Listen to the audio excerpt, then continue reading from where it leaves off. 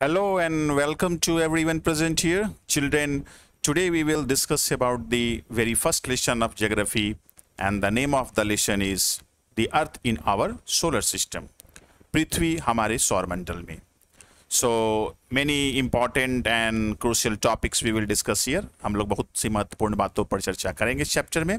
We will try to know what is the meaning of planet, what is the meaning of star, how is planet different from star, and what is the solar system. Then we will also try to know about different celestial bodies from which the solar system is made of. And we will also discuss why is Earth considered a unique planet in solar system, why there is only one planet in solar system where life exists, and that is Earth. Then what we will also discuss about the moon, natural satellite of Earth. So all these things are the subject matter which we will discuss here one by one. So let us begin the chapter. A dark night sky. Children, it is very interesting to look at the sky after sunset, and if you are looking at a dark night sky, you will find that there are a number of shining tiny dots looking in the sky. And if you will try to observe it closely, you will find that some dots are bright and others are dim. It seems that the sky is studded with diamonds. ऐसा लगता है कि पूरा आकाश मतलब hero से जगमगा रहा है. But it seems also clear the fact that some dots are bright and some are dim. And this situation is quite visible if there is no presence of moon in the sky. So we will also try to know about the moon, but you might have seen that the shape and size of moon increases and decreases in a month. And here you can see that the few days in a month, the size of moon slowly try to increases, and lastly it reaches to the full shape, that is known as the full moon day, that is also known as Purnima, and it is only visible once in a month. महीने में एक बार पूरा चंद्रमा दिखाई पड़ता है, जिसे हम लोग फुल मून डे या पूर्णिमा कहते हैं. उसके बाद फिर इसका साइज जो है धीरे धीरे घटता जाता है और एक दिन बिल्कुल ही ये गायब हो जाता है. उसको हम लोग न्यू मून डे कहते हैं या अमावस्या कहते हैं. तो यहाँ पर आपको जनवरी मंथ का दिखाया गया है. एक पोजीशन देखिए कि जनवरी मंथ का महीना चल रहा है और 6 तारीख है. 6 तारीख को मून का साइज इस तरह से है, वो हाफ विजिबल है. और 13 तारीख आते आते वो बिल्कुल ही गायब हो जाता है, डिसअपियर हो जाता है, मतलब अमावस्या आ जाती है 6 दिनों के बाद. और फिर 13 तारीख से जब 7 दिन बीतता है तो फिर इसका साइज थोड़ा थोड़ा बढ़ता है और वो हाफ दिखाई पड़ने लगता है. और फिर 28 तारीख जब आता है तो वो फुल मून डे दिखाई पड़ता है. मतलब कि 13 तारीख से 15 दिन देखने के बाद फुल मून डे आता है. मतलब 15 दिन तक मतलब जो आपका चंद्रमा का साइज है बढ़ता है, और बढ़ते बढ़ते बढ़ते बढ़ते एक दिन वो फुल मून डे हो जाता है, और फिर उसके बाद धीरे धीरे घटते घटते वो न्यू मून डे हो जाता है. इस तरह से फुल मून नाइट डे मैं बोल रहा हूँ, फुल मून नाइट में आप देख सकते हैं पूरा चंद्रमा दिखाई देता है. You can see the full moon only once in about a month's time. तो महीने में आप इसको केवल एक बार ही देख सकते हैं. Then what is the meaning of celestial body? The sun, the moon, all those objects shining in the night sky are called celestial bodies. ये चूंकि आकाश में दिखाई पड़ते हैं चमकते हुए ये पिंड जो होते हैं, चाहे सूरज हो, चाहे चंद्रमा हो, चाहे और भी रात में या दिन में जो भी आकाशीय पिंड हमें दिखाई पड़ते हैं चमकते हुए आकाश में, उसे हम लोग सेलेस्टियल बॉडी कहते हैं. मतलब कि आकाशीय पिंड कहते हैं. इसमें आपका चंद्रमा भी आता है, सूरज भी आता है और स्टार्स भी आते हैं. Some celestial bodies are very big and hot. कुछ आकाशीय पिंड जो होते हैं बहुत बड़े और गर्म होते हैं. They are made up of gases. ये गैस से बने होते हैं. They have their own heat and light. और इनकी अपनी हीट और लाइट होती है इन आकाशीय पिंडों की. And they emit heat and light in large amount, और इन आकाशीय पिंडों से काफ़ी भारी मात्रा में गर्मी और प्रकाश निकलते रहता है, जैसे कि सूरज है. These celestial bodies are called stars. So stars are those celestial body which have their own heat and light, and they emit the heat and light in large amount. वैसे आकाशीय पिंड जिसके अपनी प्रकाश और अपनी गर्मी होती है, और ये गैस से मिलकर बने होते हैं, और उन्हीं को हम लोग स्टार कहते हैं. ये कुछ सेलेस्टियल बॉडी है, कुछ प्लैनेट्स का पिक्चर्स दिया हुआ है, बीच में सन है. आप इस तरह से नाइट स्काई में देखिएगा तो आपको इस तरह के कुछ पैटर्न्स स्टार का दिखाई पड़ेंगे. अगर वो मतलब एक इस तरह से वो वहाँ पर आकाश में दिखाई पड़ते हैं, जैसे लगता है कोई चित्र बन रही है, कोई आकृति बन रही है.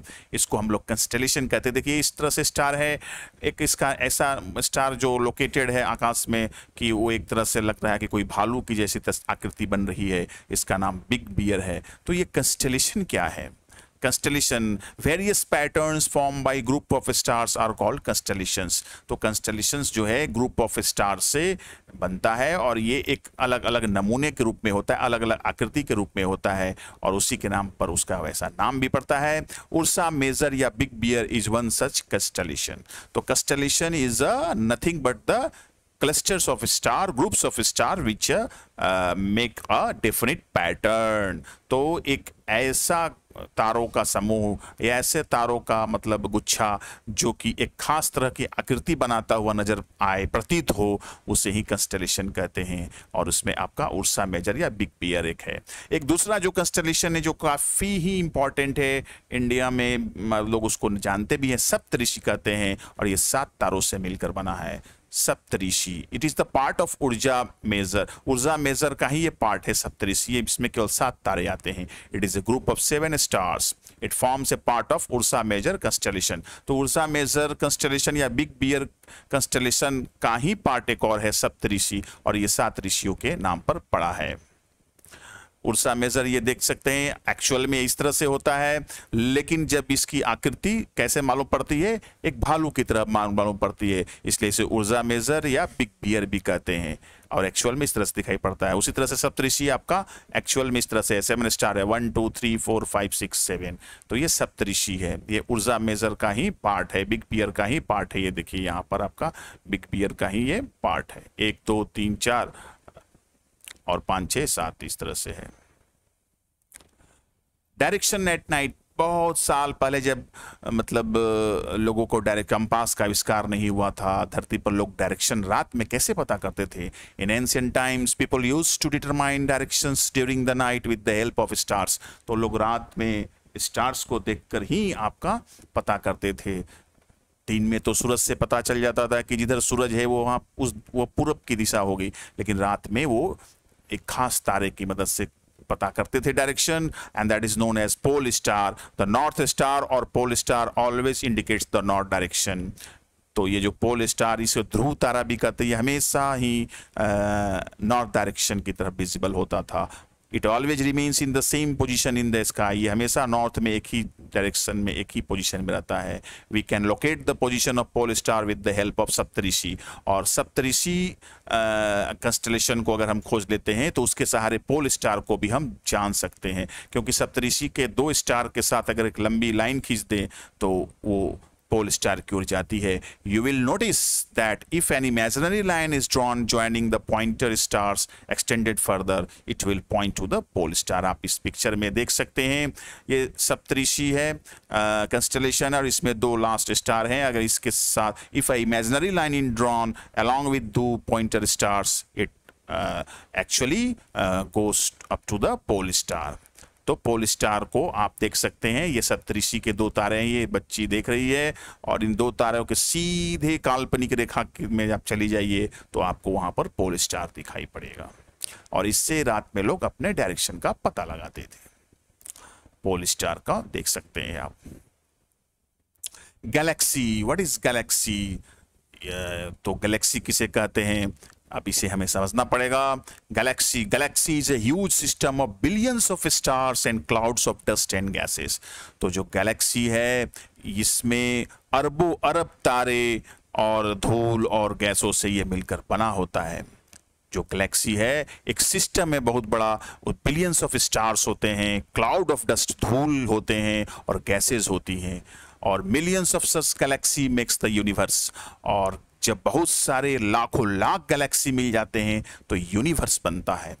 तो छोटे छोटे तारों के समूह को तो कंस्टेलेशन कहा गया, और जो गैलेक्सी है उसमें बिलियंस ऑफ स्टार्स होते हैं, और फिर मिलियंस ऑफ गैलेक्सी से यूनिवर्स बनता है। Scientist are not sure how big is universe, और अभी तक वैज्ञानिक लोग ये नहीं पता लगा पाए हैं कि यूनिवर्स हमारा कितना बड़ा है, ब्रह्मांड हमारा कितना बड़ा है। तो ये जो गैलेक्सी है ये आपका billions of star, dust of clouds of dust and gases से मिलके बनती है, और जब मिलियंस ऑफ गैलेक्सीज मिलती है तो यूनिवर्स बनता है, ब्रह्मांड बनता है। Universe, there are millions of such galaxy that make up the universe. तो बहुत सारे गैलेक्सीज हैं। ये आप देखिए गैलेक्सीज का पिक्चर इस तरह से दिखाई पड़ता है, और इसमें बिलियंस ऑफ स्टार्स हैं और क्लाउड ऑफ डस्ट हैं, गैसेज हैं, इनसे मिलकर गैलेक्सी बनता है। और ये गैलेक्सी नहीं है, मतलब मिलियंस ऑफ जब गैलेक्सी मिल जाते हैं तब यूनिवर्स बनता है। अब ये मिल्की वे गैलेक्सी आकाश गंगा है। रात में कभी आप आकाश में देखिएगा डार्क नाइट स्काई में, तो लगता है कि एक बहुत सारे स्टार एक साथ रहते, लगता है एक नदी जैसी कोई बह रही है, और उसको देखने से लगता है कि मतलब एक पाथ जा रहा है नदी जैसा, और उसका नाम पड़ता है मिल्की वे गैलेक्सी। इसके बारे में आगे हम लोग पढ़ेंगे। The Milky way, on A clear night sky you can C a whitish board band like a white glowing path across the sky. तो अब एक उजले रंग की पट्टी जैसी रात में दिखाई पड़ती है, एक उजला रास्ता जैसा दिखाई पड़ता है, उस मतलब इतने तारे होते हैं उसमें कि उससे वो चमकता रहता है, और रास्ता जैसा, पथ जैसा दिखाई पड़ता है, और इसी को हम लोग आकाश कहते हैं। There is a cluster of millions of stars. और ये उजला क्यों दिखाई पड़ता है? क्योंकि इसमें मिलियंस ऑफ स्टार्स होते हैं, और हम जानते हैं कि मतलब एक गैलेक्सी में आपका मिलियंस, क्या मिलियंस ऑफ मिलियंस माने अरबों तारे होते हैं।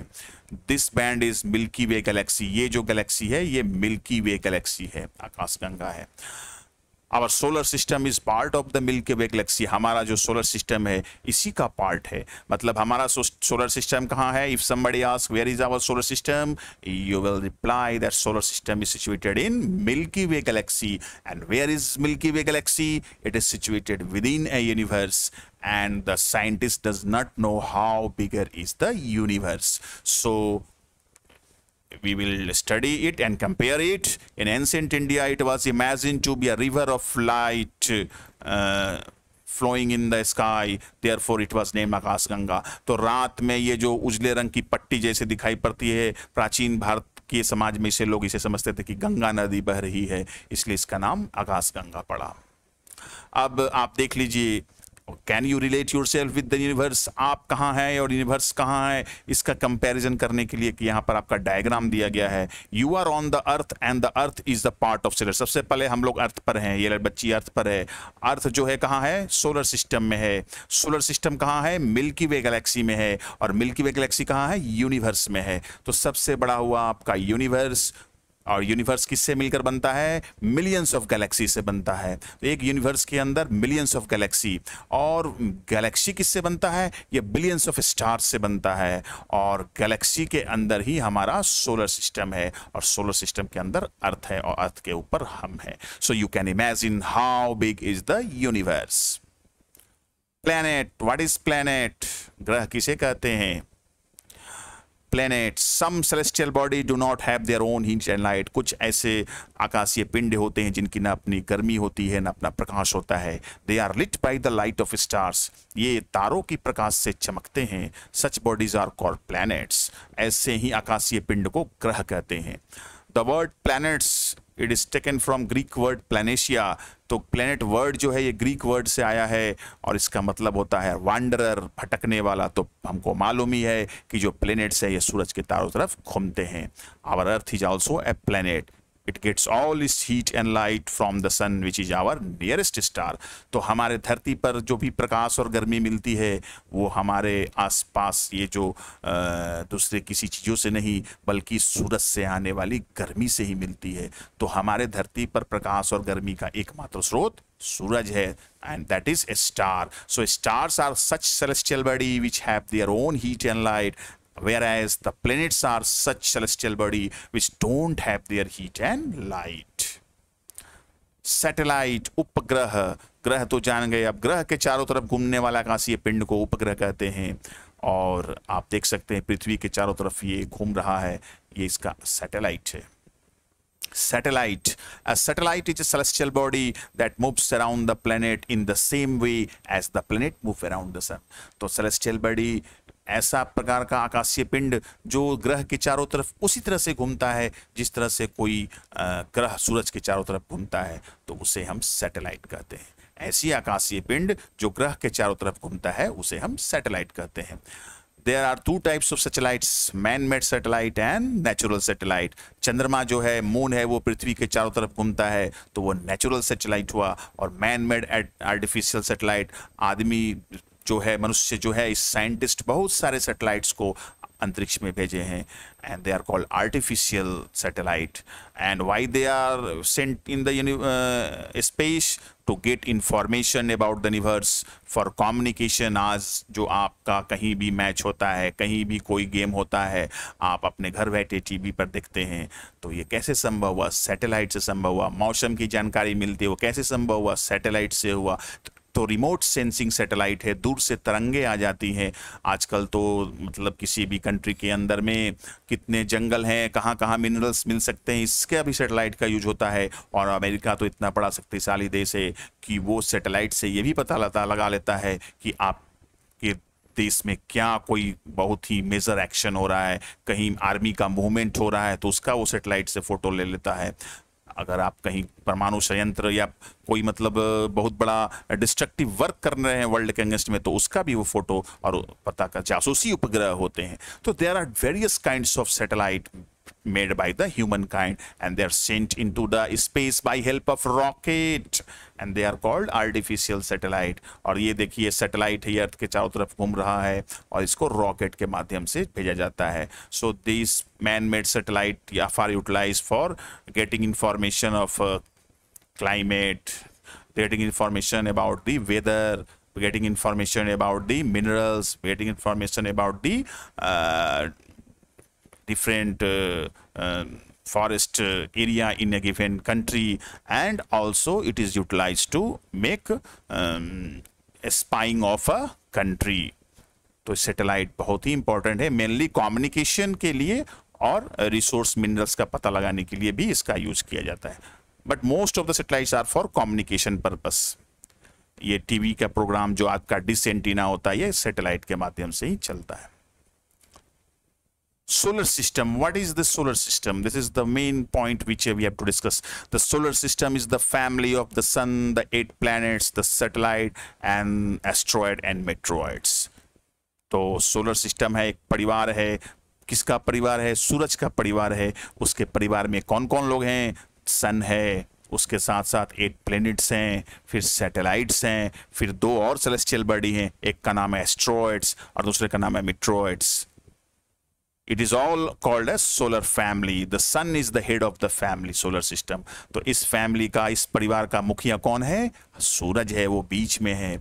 और उसके साथ साथ प्लैनेट्स हैं, सैटेलाइट्स हैं, एस्ट्रॉइड्स हैं, मेट्रॉइड्स हैं। In Roman mythology Sol is the sun god. Solar system जो है उसमें एक वर्ड आ रहा है सोल, और इसका मतलब होता है सन गॉड, सूर्य देवता। ये ग्रीक मतलब रोमन मैथोलॉजी में कहानियों में इसकी मतलब चर्चा मिलती है। Solar means related to the sun. Solar का मतलब होता है सूरज से संबंधित। Therefore the family of sun is called the solar system. इसलिए सोलर सिस्टम जो है वो सूरज का परिवार है। So the solar system is form by the family of the sun, 8 planets, satellites, asteroids and meteoroids. The sun, sun क्या है? सूरज the center of the solar system, it a huge celestial body made of extremely hot gases. तो solar system के जो बीच में है वो है सन, और ये बहुत ही गर्म गैसों से मिलकर बना है. Provides the pulling force that binds the solar system. इसमें बहुत बड़ी शक्ति होती है मतलब खींचने की, और इसके चलते 8 ग्रह इससे जुड़े रहते हैं, इससे छिटक कर दूर नहीं जाते हैं. Ultimate source of heat and light for the solar system. Solar system में जो भी प्रकाश और लाइट होता है उसका एकमात्र स्रोत आपका है sun. It is away from the earth 150 million kilometre away. ये धरती से 150 मिलियन किलोमीटर अवे है, लगभग 15 करोड़ किलोमीटर दूर है. That is why we do not feel its tremendous heat. चूंकि 15 करोड़ किलोमीटर दूर है, 150 मिलियन किलोमीटर ये अवे है हम लोगों से, इसलिए इसकी ज़्यादा गर्मी हमें महसूस नहीं होती है. लेकिन सूरज के ज़्यादा नज़दीक जाने से कोई भी चीज़ जलकर नष्ट हो जाएगा. उतना नज़दीक न कोई आज तक रॉकेट गया है, न कोई दूसरा मतलब पिंड जा पाता है. ये देखिए 150 मिलियन हमारा अर्थ और सन के बीच में ये दूरी है. ये मतलब 1 मिलियन में 10 लाख, तो लगभग 15 करोड़ किलोमीटर है. आप देख सकते हैं कितने किलोमीटर हो सकते हैं 150 मिलियन में, कितने शून्य हो सकते हैं. 15 करोड़ किलोमीटर हैं. 1 2 3 4 5 6 7 15 पर 7 मतलब आपका 0 है, तब जाकर ये 15 करोड़ किलोमीटर बनता है. The 8 planets you can see their position in respect to the sun. Here it is sun, the first planet is Mercury, then Venus, then Earth, then Mars, then Jupiter, then Saturn, Uranus, Neptune. These are the 8 planets which move around the sun and they make the part of solar system. Mercury, Venus, Earth, Mars, Jupiter, Saturn, Uranus, Neptune.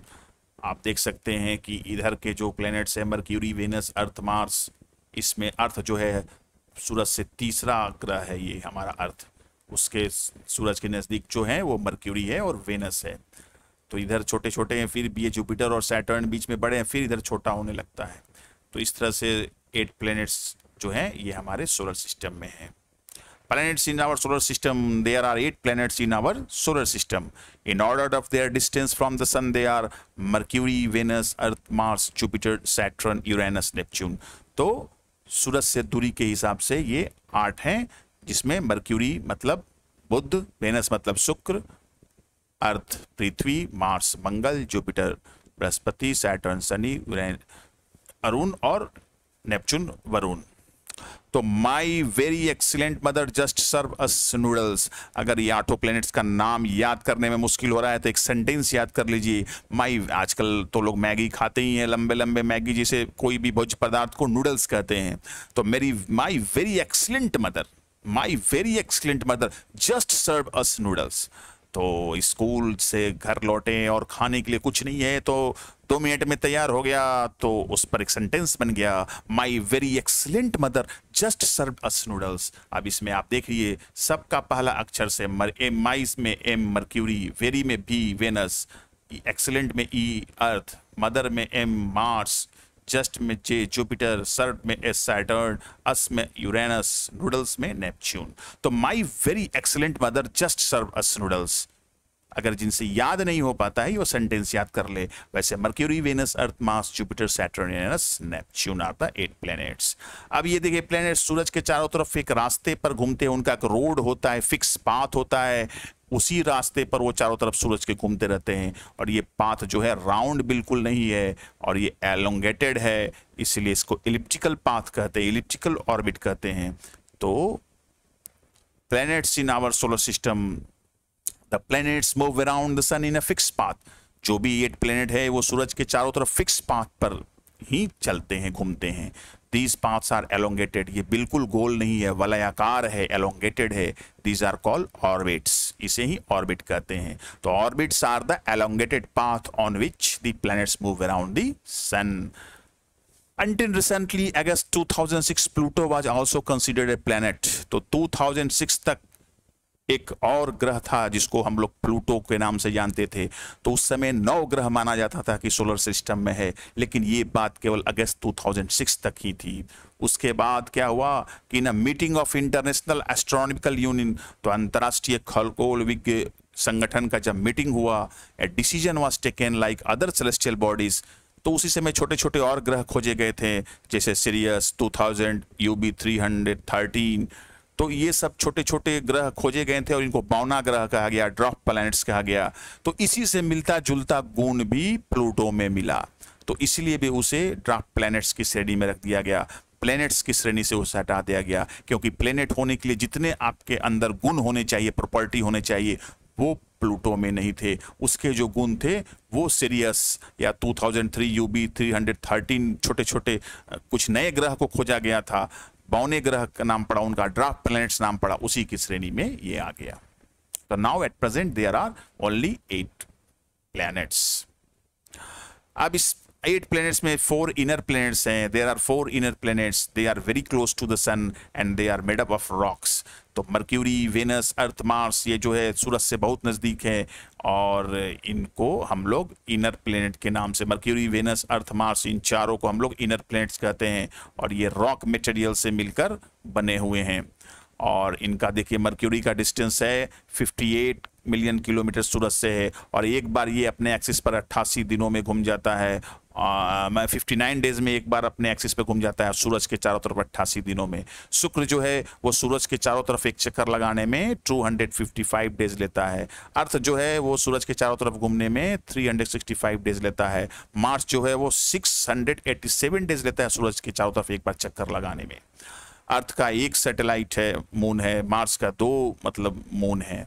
और अपने axis पर कितने speed में घूमते हैं, तो अपने axis पर तो सूरज अर्थ जो है 24 घंटे में एक बार घूम जाता है एक दिन में, लेकिन जो वेनस है उसको 243 डेज लगता है अपने एक्सिस पर एक बार घूमने में। तो 2 तरह के मूवमेंट होते हैं, अपना एक्सिस पर और सूरज के चारों तरफ। और इस तरह से ये आउटर प्लैनेट्स है, इसमें जुपिटर, सैटर्न, यूरेनस और नेपच्यून है। तो जुपिटर को तो सूरज के चारों तरफ घूमने में एक बार चक्कर लगाने में 11 ईयर्स 11 मंथ लगता है और सैटर्न को तो एक बार चक्कर लगाने में 29 ईयर्स 5 मंथ्स और यूरेनस को 84 ईयर्स और नेपच्यून को 164 ईयर्स एक बार सूरज के चारों तरफ चक्कर लगाने में लगता है। और इनकी डिस्टेंस भी बहुत ज़्यादा दूर दूर है, जितना दूर होगा उतना टाइम लगेगा सूरज के चारों तरफ घूमने में। The earth by distance it is the 3rd nearest planet to the sun, by size 5th largest planet। तो हमारे सोलर सिस्टम में साइज के हिसाब से अर्थ का पोजीशन क्या है, 5th है। सबसे बड़ा कौन है, जुपिटर है। तो हमारा अर्थ साइज के हिसाब से 5th प्लेनेट है और सूरज से दूरी के हिसाब से 3rd प्लेनेट है। Shape it is slightly flattened at the poles. ये जो है हमारा अर्थ बिल्कुल गोल नहीं है, ये क्रिकेट बॉल की तरह गोल नहीं है, संग नारंगी के समान गोल है, जो कि ऊपर नीचे में थोड़ा चपटा होता है। उस ऊपर और नीचे उसी को पोल्स कहते हैं और इस तरह के शेप का नाम है geoid. Geoid is the shape of earth. From our space the earth looks like blue. हमारा जो अर्थ है अगर स्पेस से देखा जाए तो ब्लू दिखाई पड़ता है, because 2/3 of earth surface is covered by water. तो धरती का 2/3 भाग पानी से भरा हुआ है। It is also called a blue planet और अ वाटरी प्लेनेट। आप देखिए सैटेलाइट से ये ब्लू दिखाई पड़ता है। लाइफ ऑन अर्थ, धरती पर जीवन। What supports life on earth? Scientist are searching miraculously by taking the latest technology to find the life on other planets।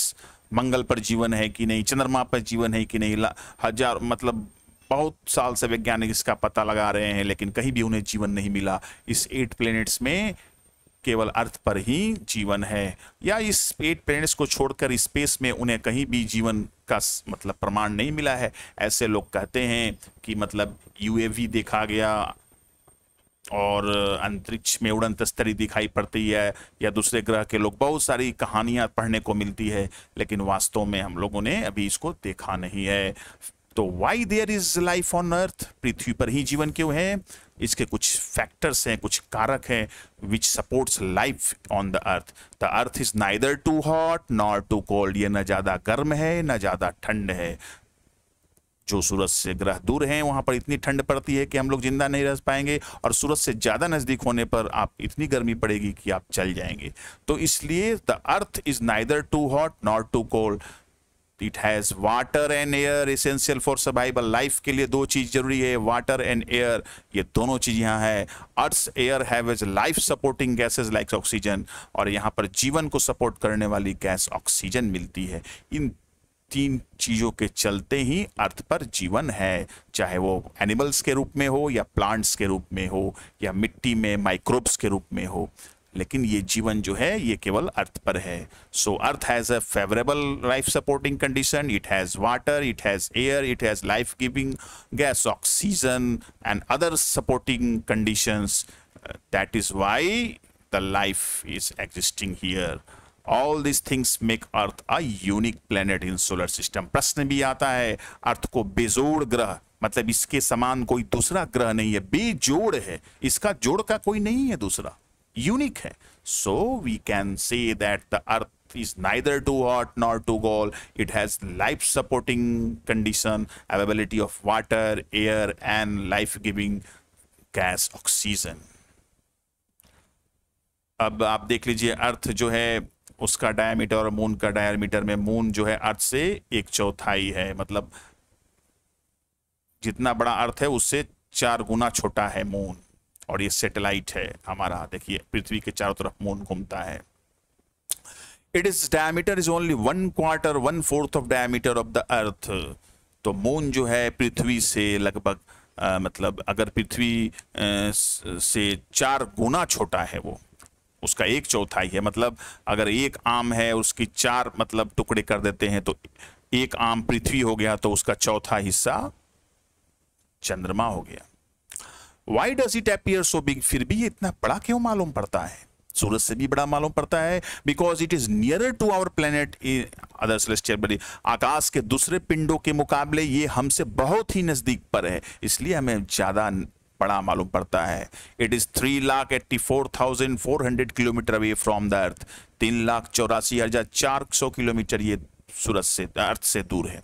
So the moon is 1/4 of the size of the earth, and it is just only 3,84,400 kilometers away from the earth. So it seems to be bigger than in respect of other celestial bodies. Moon भी घूमता है अपने axis पर भी और धरती के चारों तरफ भी। The moon moves around the earth in 27 days. Moon जो है पृथ्वी का एक चक्कर लगाता है 27 डेज में। This is the same amount of time the moon takes to complete one spin on its axis. और 27 दिन में ही वह लट्टू के समान अपने एक्सिस पर भी घूम जाता है। 27 दिन में वो पृथ्वी का एक बार चक्कर लगाता है और 27 दिन में ही वो अपने एक्सिस पर भी एक बार घूम जाता है। Therefore only one side of the moon is visible to us on that. इसलिए हम लोग हमेशा मून का केवल एक हिस्सा ही देख पाते हैं। The moon does not have life favouring condition. Moon पर लाइफ सपोर्ट की कंडीशन नहीं है। हमारे देश के भी वे मतलब अंतरिक्ष यात्री वहां गए हैं, एस्ट्रोनॉमर गए हैं, राकेश शर्मा गए थे, लेकिन सबसे पहले मून पर अपोलो 11 अभियान के तहत अमेरिका के एस्ट्रोनॉमर उतरे थे। और नील आर्मस्ट्रांग का आप लोगों ने नाम सुना होगा, एल्विन एल्ड्रिन, नील आर्मस्ट्रांग, ये लोग चंद्रमा पर कदम रखे थे 1959 में। और उसके बाद भारत भी बहुत दिनों के बाद 1984 में इंडिया से भी राकेश शर्मा जो थे पहले अंतरिक्ष यात्री थे जो चंद्रमा पर उतरे थे। It has mountains, plains and depression. और मून पर बड़े बड़े पहाड़ भी हैं, मैदान भी हैं और गड्ढे भी हैं। This cast shadow on the moon surface. यही इसी की छाया हमें रात में पूर्णिमा में दिखाई पड़ती है, तो लोग कहते हैं चांद में दाग है। ये जो है ये बड़े बड़े माउंटेन्स और गड्ढों का ये छाया है, वहाँ पर माउंटेन्स है, प्लेन्स हैं, उसी की ये छाया है जो काला जैसा दिखाई पड़ता है। एस्ट्रॉइड्स, ये एस्ट्रॉइड्स क्या हैं? ये देखिए पत्थर के टुकड़े हैं। There are numerous tiny bodies which move around the sun. कुछ पत्थर के छोटे छोटे टुकड़े जो हैं वो सूरज के चारों तरफ घूमते हैं। These bodies are called asteroid, इन्हें एस्ट्रॉयड कहते हैं। They are found between the orbits of Mars and Jupiter. तो मार्स और जुपिटर के बीच में आप देख सकते हैं, मार्स ये है, mercury, Venus, earth, Mars, Mars और जुपिटर के बीच में ये टीनी बॉडीज हैं, यही एस्ट्रॉयड्स हैं। और टीनी बॉडीज विच मूव, और ये भी सूरज के चारों तरफ घूमते हैं। They are found between the orbits of Mars and Jupiter. Scientists believe that asteroids are part of planets which exploded many years back. वैज्ञानिकों का ऐसा विश्वास है कि बहुत करोड़ों साल पहले, अरबों साल पहले एक प्लेनेट हुआ करता था जुपिटर और मार्स के बीच में, वो एक्सप्लोड कर गया, टूट गया। तो उसी के जो पत्थर के टुकड़े हैं वो सूरज के चारों तरफ घूमते रहते हैं। मेट्रॉइड्स, ये मेट्रॉइड्स क्या है? It small piece of rocks which move around the sun are called meteoroids. तो छोटे छोटे जो पत्थर के टुकड़े सूरज के चारों तरफ घूमते रहते हैं उन्हें मेट्रॉइड्स भी कहते हैं। Sometimes this meteoroids come near the earth, कभी कभी ये पृथ्वी के नज़दीक भी आ जाते हैं। During this process due to friction of the air they got heated up and burn. तो आप देखिए, पहले तो हम लोगों ने पढ़ा एस्ट्रॉयड्स के बारे में। तो एस्ट्रॉयड्स कहाँ पाए जाते हैं? मार्स और जुपिटर के बीच में मिलते हैं। मर्क्यूरी, वेनस, अर्थ के बाद मार्स, मार्स और जुपिटर के बीच में मिलते हैं। तो उतनी दूर से ये तो एस्ट्रॉयड के टुकड़े तो हमारे धरती पर नहीं आते हैं, लेकिन कुछ पत्थर के टुकड़े हैं जो सूरज के चारों तरफ घूमते रहते हैं और उसमें से कुछ टुकड़े धरती पर कभी कभी गिरने लगते हैं, इसकी सीमा में आ जाते हैं गुरुत्वाकर्षण के। और जैसे ही धरती के वायुमंडल में प्रवेश करते हैं तो उसकी हवा के घर्षण से ये जल उठते हैं और जलने लगते हैं। तो लोग कहता है टूटता हुआ तारा या धूम, मतलब गिर रहा है धरती पर। तो धरती पर गिरने से पहले ये वायुमंडल में ही जलकर राख हो जाते हैं, लेकिन कभी कभी पूरी तरह से जल नहीं पाते हैं। तो जहां गिरते हैं वहां पर बड़ा गड्ढा बन जाता है और हर दिन इनका कितना टन राख, मतलब हर दिन धरती पर गिरता है, वो हमें दिखाई नहीं पड़ते हैं। दिन में तो दिखाई नहीं पड़ते हैं, लेकिन रात में कभी कभी दिखाई पड़ते हैं। ये पत्थर के छोटे छोटे टुकड़े हैं और ये कभी कभी धरती के सीमा क्षेत्र में आ जाते हैं अर्थ के, और ग्रेविटेशनल फोर्स के कारण धरती पर आने लगते हैं। But they have mixed friction with the air and they got heated up and burns. This causes a flash of light. Sometimes a metro doesn't get completed burn, it falls on the ground and creates a halo. तो Siberia में एक बहुत बड़ा गड्ढा मिला है जो कि मेट्रोइड्स के गिरने से हुआ है, और वहाँ पर आपको अंटार्कटिका वगैरह में इसके पत्थर के छोटे छोटे टुकड़े देखने को मिलते हैं। हम लोगों को भी कभी कभी रात में, कभी कभी गाँव में लोग देखते थे आंगन में सोए हुए हैं तो अचानक से आकाश से कुछ टूटता हुआ गिरा, तो वो छोटे छोटे टुकड़े हैं। तो छोटे छोटे टुकड़े तो जल के खत्म हो जाते हैं, लेकिन कभी कभी बहुत बड़ा टुकड़ा जो मेट्रोइड्स का होता है वो पूरी तरह से जल नहीं पाता है और जहां गिरता है वहां पर बहुत बड़ा गड्ढा भी बन जाता है। एस्ट्रोलॉजर और एस्ट्रोनॉमर में आप लोगों को कभी भी कंफ्यूजन नहीं होना चाहिए। एस्ट्रोनॉमर होते हैं अंतरिक्ष वैज्ञानिक, वो बड़ी बड़ी दूरबीन की सहायता से अंतरिक्ष का अध्ययन करते रहते हैं, सैटेलाइट की सहायता से अंतरिक्ष में नए नए ग्रहों, नए नए प्लैनेट, सेलेस्टियल बॉडी का पता लगाते रहते हैं। और एस्ट्रोलॉजर है वो भविष्यवक्ता हैं, वो ग्रह नक्षत्र को पढ़ के आपकी भविष्यवाणी करते हैं कि आपका भविष्य में क्या होने वाला है। Astronomers, people who study celestial bodies are their movement are called astronomers. तो वैसे लोग जो आकाशीय पिंड और उसकी गति का अध्ययन करते हैं उसे ही हम एस्ट्रोनॉमर कहते हैं, अंतरिक्ष वैज्ञानिक कहते हैं हिंदी में। Doesn't confuse with astronomer. Astrologer person who use astrology to tell us about their character and predict future. तो एस्ट्रोलॉजी जो है भविष्यवक्ता होता है जो ग्रहों नक्षत्रों का स्टडी करके हमारे जीवन के भविष्य को बतलाता है कि हमें क्या होने वाला है।